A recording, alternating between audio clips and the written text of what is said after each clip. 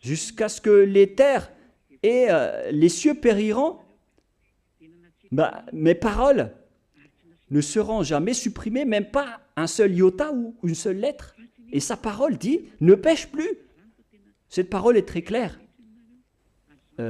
Votre connexion Antananarive a été interrompue. Hein. Il faut regarder un peu les techniciens parce que ça a coupé. Nous allons donc attendre que ça se rétablisse. Voilà, c'est rétabli. C'est rétabli.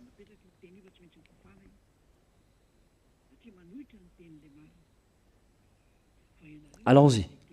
Nous allons avancer avec la parole parce que c'est revenu maintenant. C'est bien rétabli.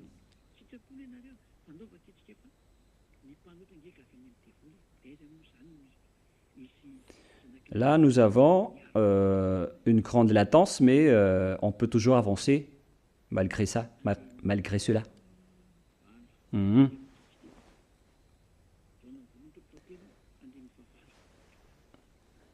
Il y a trop de latence, alors que j'ai déjà actualisé.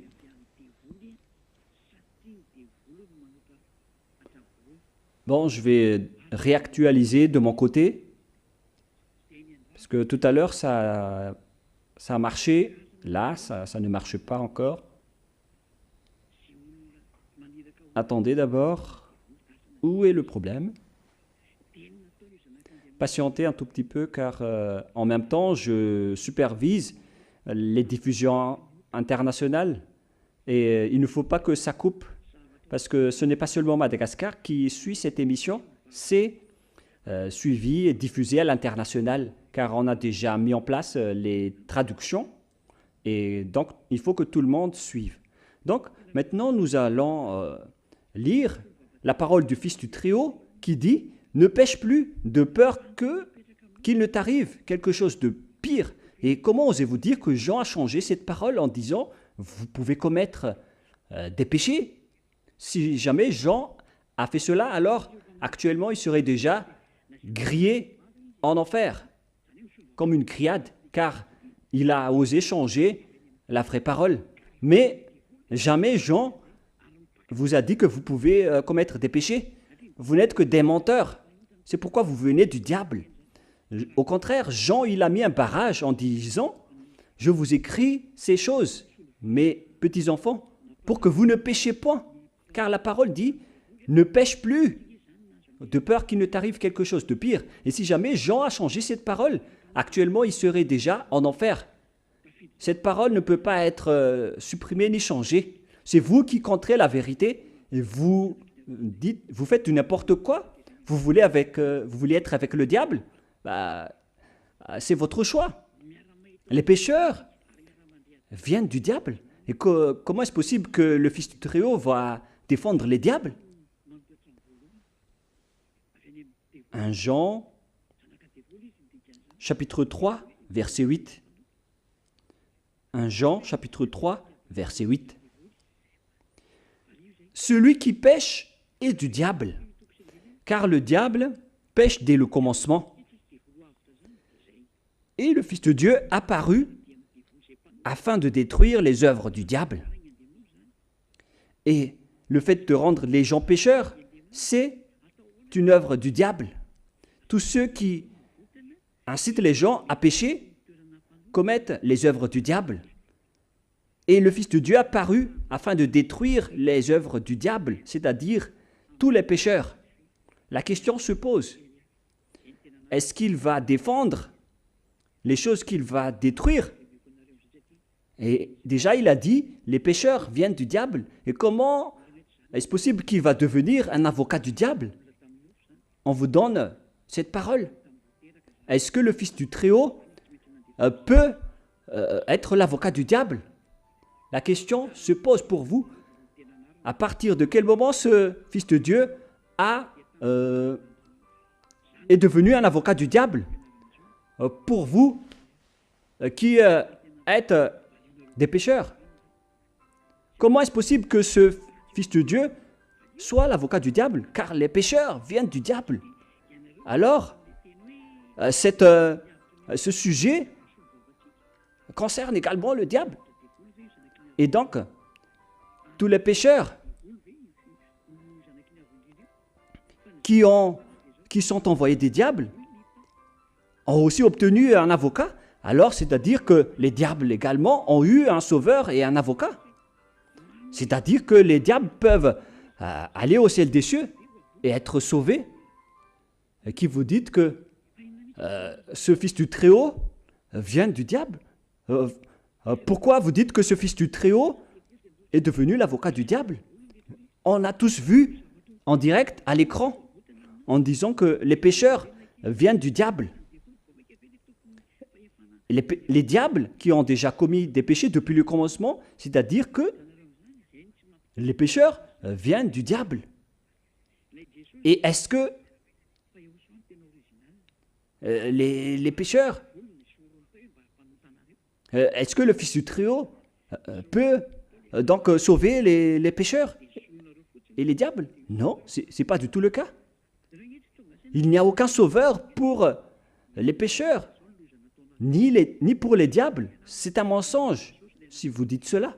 Si vous voulez échapper à l'endroit des pécheurs et du diable, alors suivez-moi. Suivez Elia, l'ambassadeur de Yahushua, Ziadia Elia. Voilà mon vrai nom. Un nom qui vient du ciel des cieux. Car maintenant, on parle de nous. Et si vous dites, ce n'est pas votre vrai nom, oui, on m'a donné un nom charnel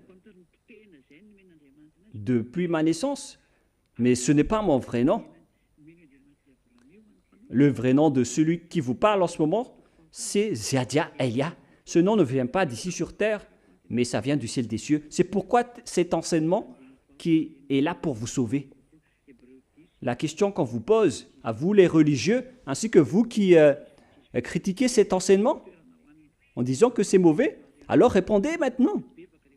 Vous qui dites que lui, il est notre avocat et il expie nos péchés, est-ce que ce Fils du Très-Haut est un avocat du diable?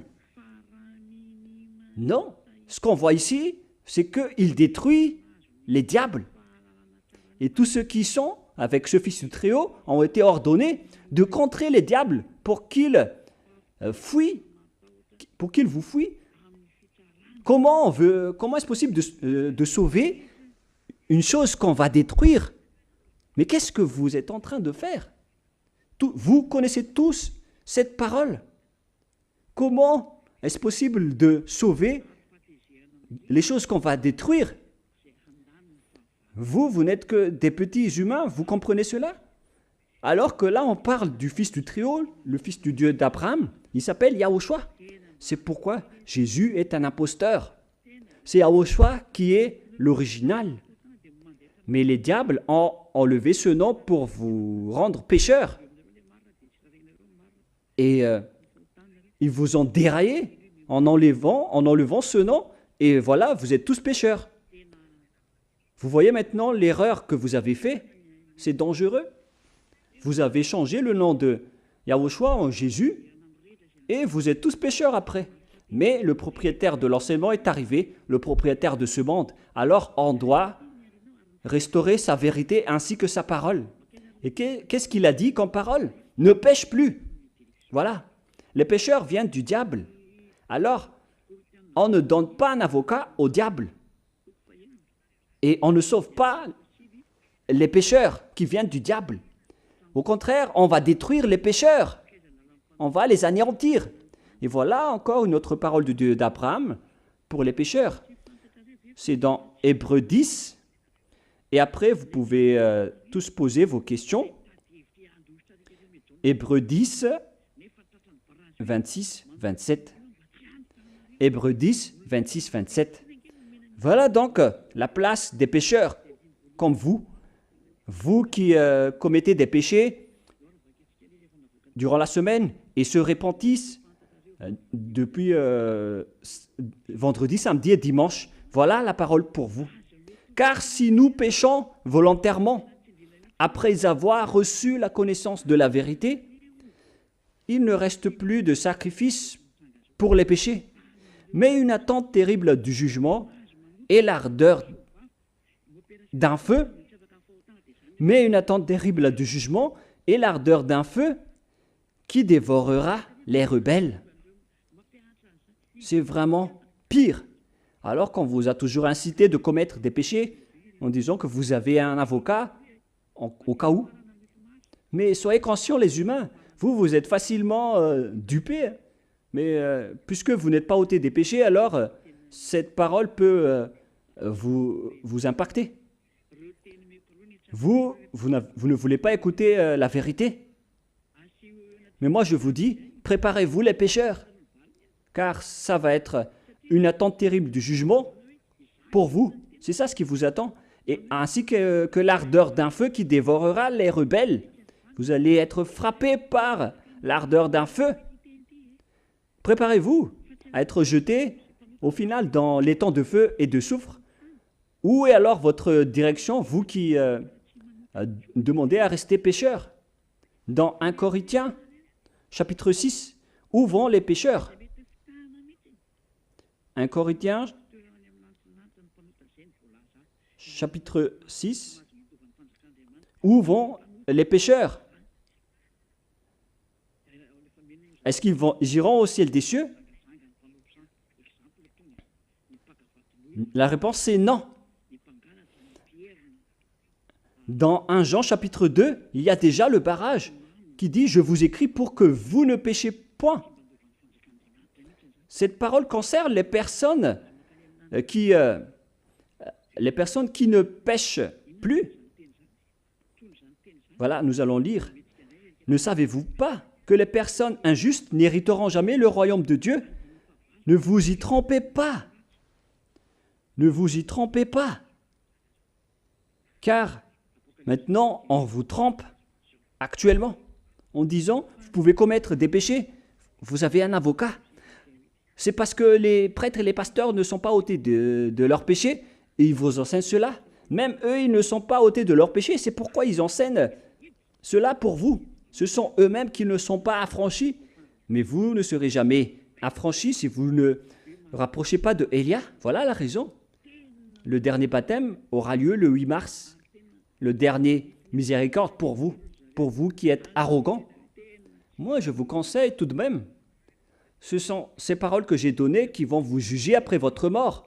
Alors essayez directement de contrer les juges avec ces paroles, avec 1 Jean chapitre 2.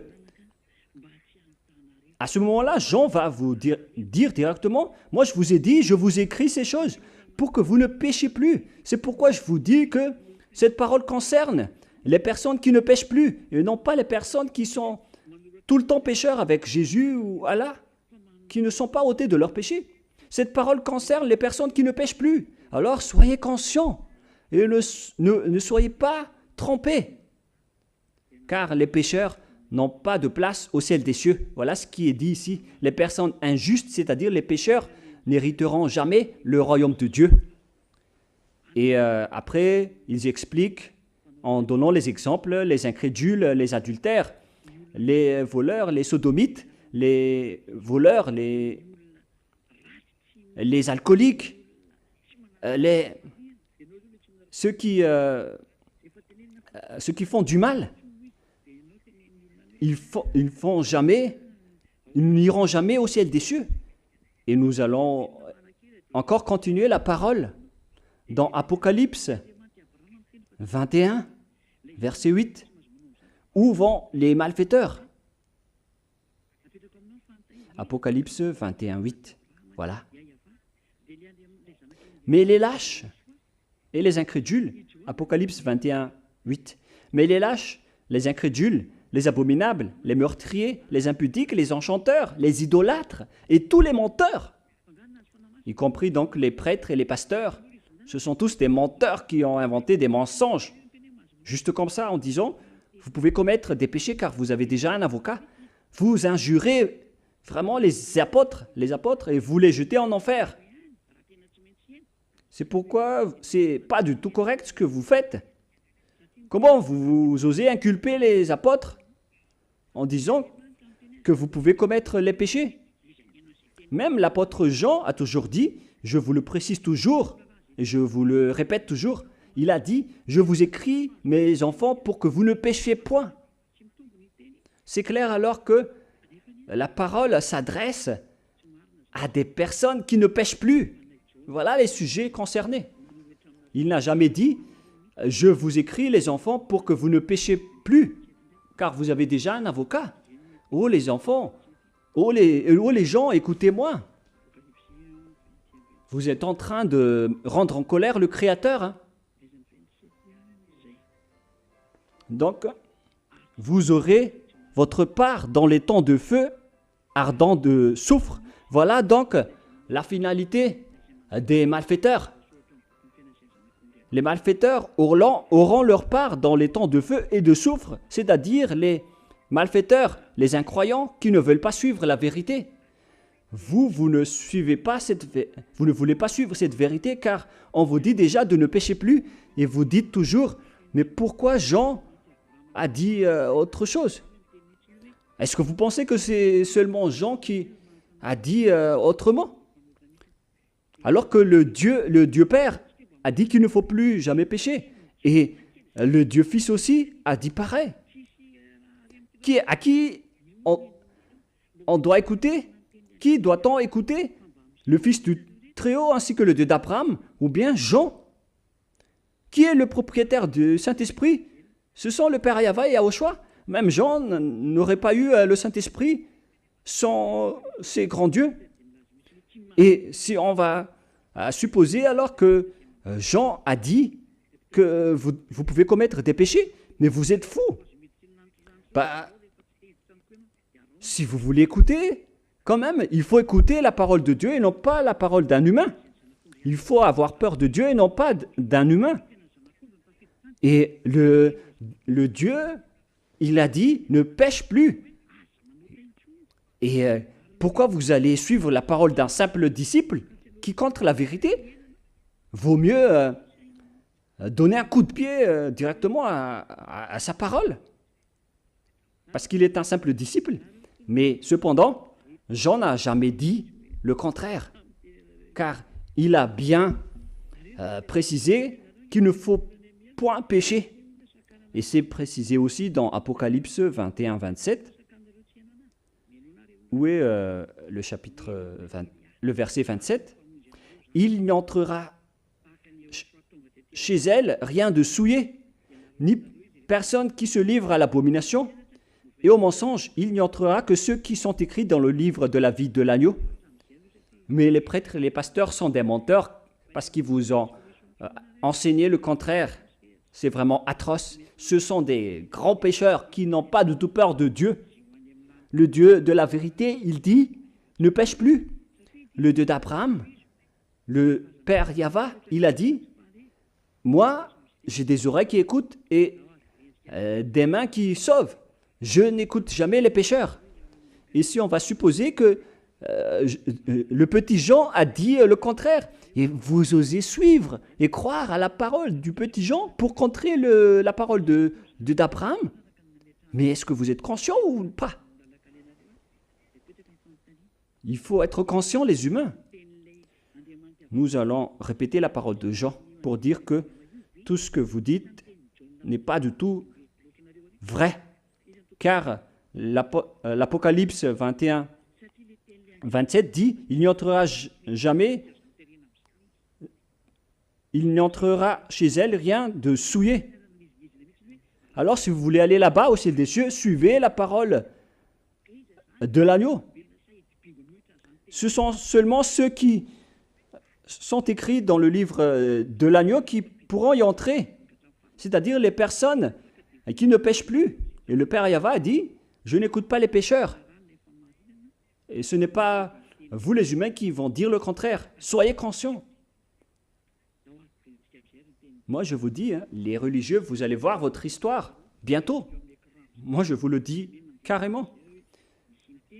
Moi je vous dis que vous avez déjà jeté les gens en enfer en les empêchant de m'écouter également. Moi je vous dis, écoutez-moi. Écoutez Elia. Je suis le sauveur des humains en ce moment. Comme lorsque Yahushua était venu parmi vous, il vous a sauvé Et lorsqu'il est monté au ciel des cieux, vous avez tué les apôtres et vous avez changé le vrai nom. Oui, vous avez eu cette autorité auparavant, mais maintenant le Père Yahva est revenu. La scène appartient à Élia. Tout le monde doit suivre Élia.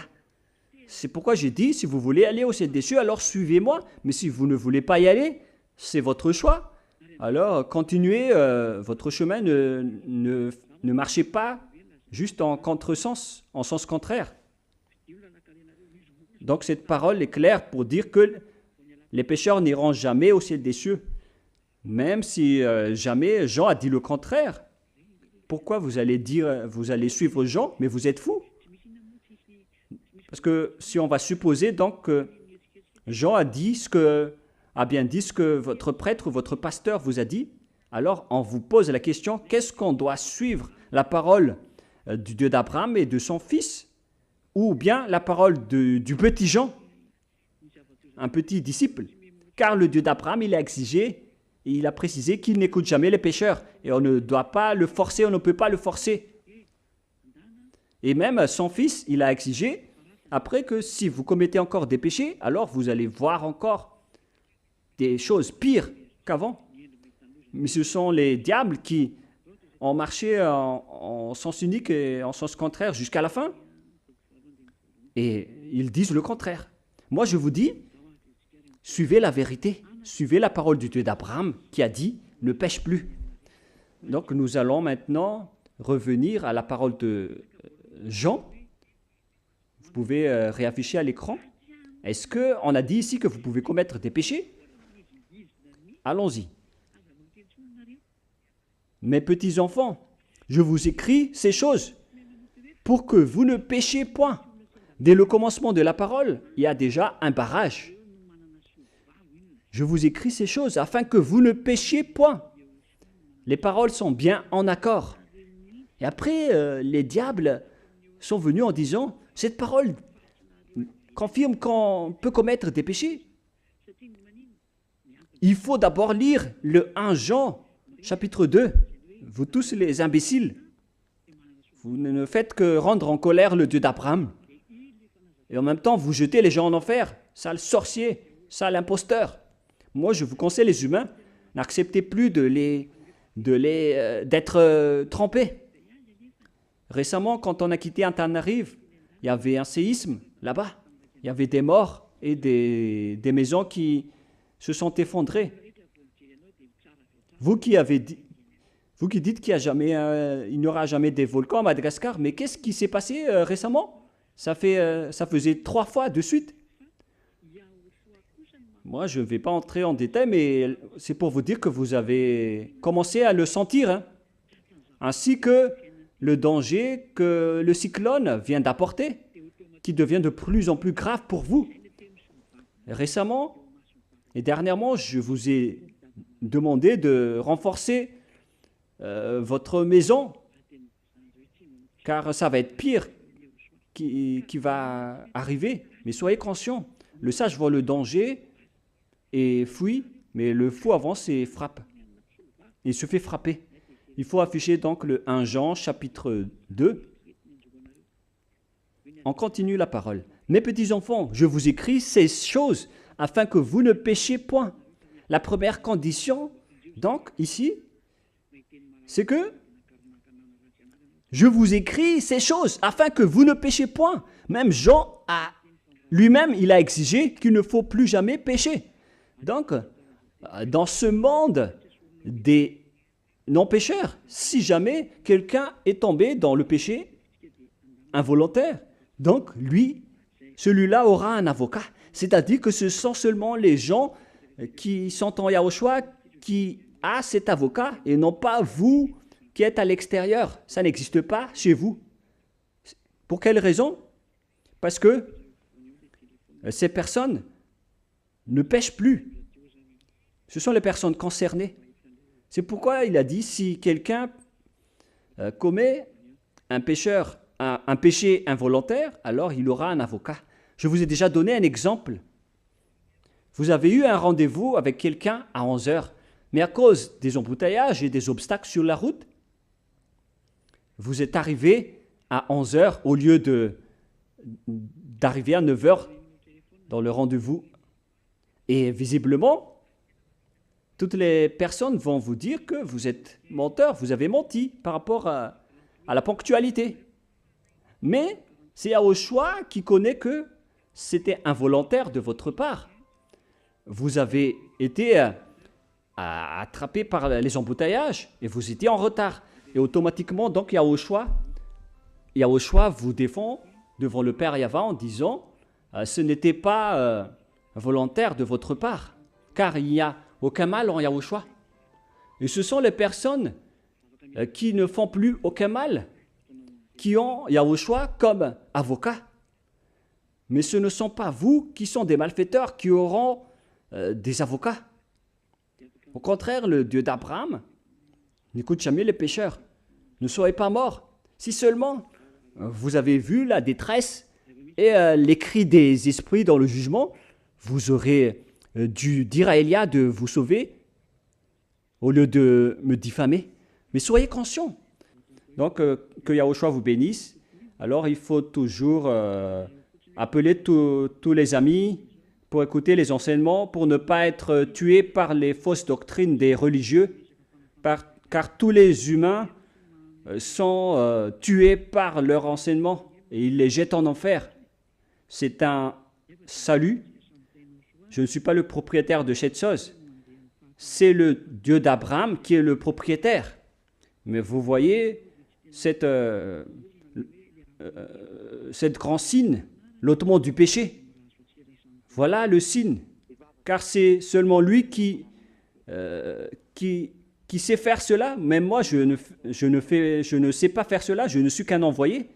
Que Yahushua vous bénisse et soyez courageux d'avancer avec la bonté du Dieu d'Abraham, le Créateur que vous n'aimez pas, le Dieu du Très-Haut qui s'appelle le Père Yahva. Que Yahushua vous bénisse. Et nous allons prier pour terminer la parole. Gloire à toi, Père Yahva. Gloire à toi, mon cher Yahushua. Vous êtes mes préférés, vous deux. Je vous aime énormément. Sauve, cher Père Yahva, tous ceux qui écoutent cette parole. Faites en sorte qu'ils connaissent ma venue, car moi, je viens vraiment de chez toi. Père Yahva, le Dieu d'Abraham, le Dieu de Isaac et de Jacob. Tout cela, c'est pour apporter la parole de Yahushua. À présent, Yahushua a déjà exécuté le salut. Et moi, en ce moment, je les ai partagées, les paroles, je n'ai rien caché. J'ai montré à eux le salut, le vrai salut. Sauve les personnes, Père Yahva, sauve les esprits qui sont en détresse pour t'appeler Yahushua. Sauve tous ces gens, car moi, je suis prêt à donner ma vie pour toi, Yahushua, pour honorer ton sang. Sauve les gens pour qu'ils se tournent vers toi. Que ton Saint-Esprit appelle tout le monde pour que chacun court pour revenir vers la conscience, pour se tourner vers toi, Yahushua. Et Père Yahva, faites en sorte qu'ils connaissent tous que je suis ton envoyé. Ce qui est écrit dans la Bible, d'après tout ce que j'ai annoncé et j'ai dit tout à l'heure. Faites en sorte que ton serviteur que tu as choisi qui est déjà là, dans cette île de Madagascar, l'île que tu as élue. Ouvre leur conscience pour qu'ils voient que je suis déjà arrivé. Protège toutes les paroles que j'ai données aujourd'hui, Père Yahva Yahushua. Sauve les gens, car moi je vais prendre soin d'eux pour les ramener chez toi, Père Yahva Yahushua. J'espère que cette parole est déjà entre vos mains et que vous allez faire courir les gens pour se rapprocher de vous. Car il faut, Yahushua, qu'il me trouve le plus rapidement, car Élia est déjà en train de faire le tour du monde pour qu'il voie la lumière. Gloire éternelle à toi, Père Yahva. Merci infiniment, Père. Et au nom de toi, Yahushua, je fais toutes ces prières. Alléluia. Amen. Donc, je vous souhaite à tous d'être bénis par Yahushua et à notre prochaine réunion. Au revoir.